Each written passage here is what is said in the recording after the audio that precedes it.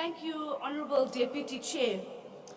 Today, I stand here to echo the voices of women who have been lost, women whose innocence has been stolen, young girls who will be murdered today, tomorrow, and next week. These voices cannot go unheard. With all due disrespect, Mr. President, declaring gender-based violence and femicide a pandemic without proper ring-fenced budgets, prioritizing implementation, proper resourcing of GBVF frontline workers, and without any political will is misleading and frankly patronizing. Now is the time for the debates to stop. GBVF is not a tool to be used for politics. Minister Tele, this is our lives. The crime stats paint a shocking picture of your impotence to protect women. You have the nerve to shamefully weaponize the experience of women on this stage and use it as a cheap gimmick. The crime stats are staggering. In the last 5 years, there have been 281,806 sexual offences, 223,554 rapes, 40,909 sexual assaults. These are not just stats or numbers. These are real people's lives.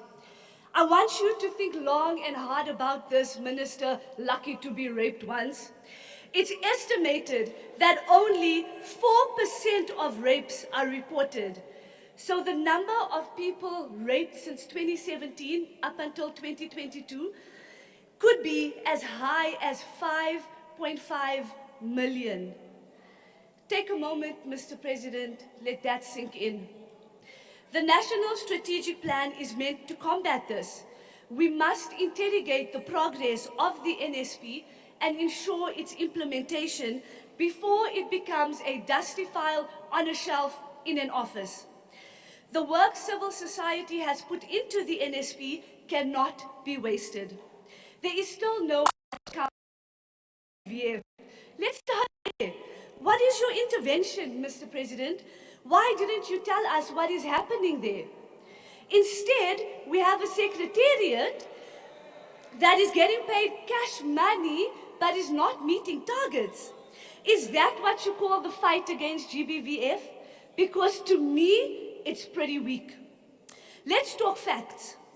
52% of the measly 21 million rand budget and is allocated to departments for the NSP has been used, and only 22% of the targets have been achieved. That is a failure. Whatever way you look at it, 22 out of 100 is a massive fail. 35% of targets not achieved is even worse. You should all hang your heads in shame. The numbers speak for itself.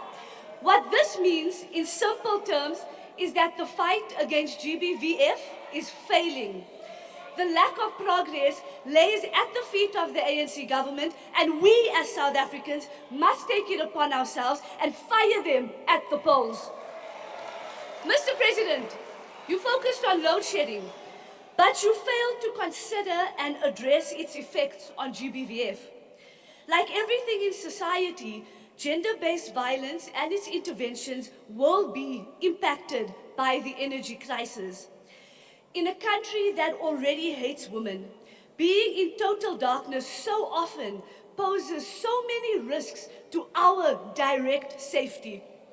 Walking, driving home, or being alone in complete darkness has increased our anxiety that we as women feel every single day living in this country. How much more must we suffer before we are taken seriously? You glossed over sexual offences courts, but failed to address the effects of load shedding on continuous and increased postponements of multiple GBVF cases across the country. Load shedding has forced the Johannesburg High Court, for example, to return to online hearings or find alternative venues. Magistrates and regional courts may have resource constraints that limit their ability to have online hearings.